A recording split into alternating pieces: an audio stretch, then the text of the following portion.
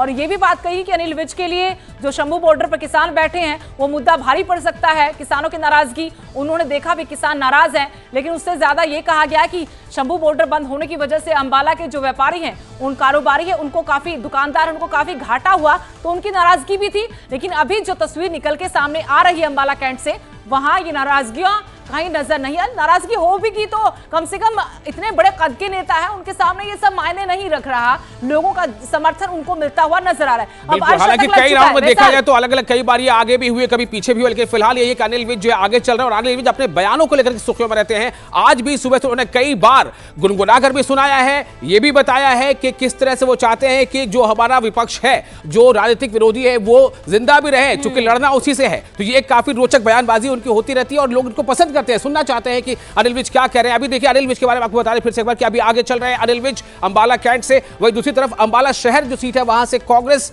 के जो उम्मीदवार वो आगे चल रहे हैं। जब और देखिए अर्धशतक लग चुका है, भारतीय जनता पार्टी का अर्धशतक लग चुका है। वो ऐसे कि 4 सीटों पर तो जीत दर्ज कर चुकी है, 40 सीटों पर रुझानों में आगे है, तो वहीं 30 सीटों में कांग्रेस रुझानों में आगे है और 5 कांग्रेस जीत चुकी है। तो जीत के मायने में अभी तक जो जीत फाइनल हुई है उसमें कांग्रेस बीजेपी से आगे है, लेकिन रुझान कह रहे कि प्रचंड बहुमत के साथ भारतीय जनता पार्टी सत्ता में आ रही है। ये जीत की हैट्रिक बीजेपी लगाएगी। रुझानों ने पूरी तरह से जो पहले आंकलन लगाए जा रहे थे, आंकलन किया जा रहा था, उनको दरकिनार कर दिया है। भारतीय जनता पार्टी खेमे में जो सुबह सुबह हम देख रहे थे कि बहुत ज्यादा उत्साह नहीं है, बहुत ज्यादा जीत की तैयारियां, जश्न की तैयारियां नहीं की गई हैं, तो वहां पर इस वक्त जश्न मनाया जा रहा है। और हमने सुबह सुबह देखा 9:30 बजे के आसपास कांग्रेस के खेमे से खुशियों की खबरें आने लगी, खुशियां मनाई जा रही हैं, लड्डू खिलाए जा रहे हैं, ढोल नगाड़े बजने शुरू हो गए। तो वहां अभी थोड़ा मायूसी पसरी हुई है, मायूस है, शांति है।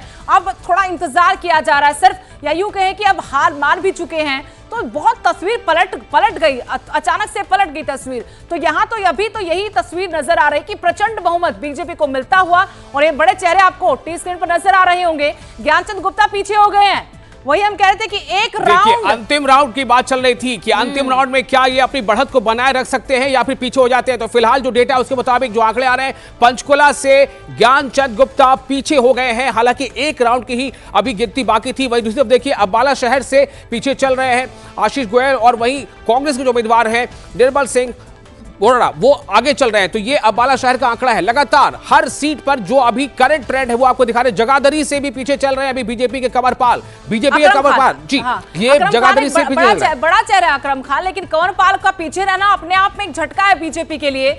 पूर्व शिक्षा मंत्री और चाहे मनोहर लाल मुख्यमंत्री रहे, नाथ सिंह सैनी मुख्यमंत्री, इनका कद कम नहीं किया बीजेपी ने, तो बहुत आश्वस्त से अपनी जीत को लेकर फिलहाल पीछे हैं। अकरम खान को कुमारी सैलजा के गुट से आते हैं, टिकट दिलवाने में भी कामयाब रही और लगातार मेहनत कर रहे थे, चाहे ग्रामीण परिवेश के लोग हों या फिर शहरी, सबके बीच में उनका एक अपना जनाधार है। वही यमुनानगर से घनश्याम दास आगे चल रहे हैं, रमन त्यागी पीछे हैं। रमन त्यागी पहली बार चुनाव लड़ रहे हैं, लेकिन जमीन उनकी काफी मजबूत है क्योंकि सामाजिक कार्यकर्ता हैं, पिछले 5 सालों से लगातार मेहनत भी कर रहे थे, कोई ना कोई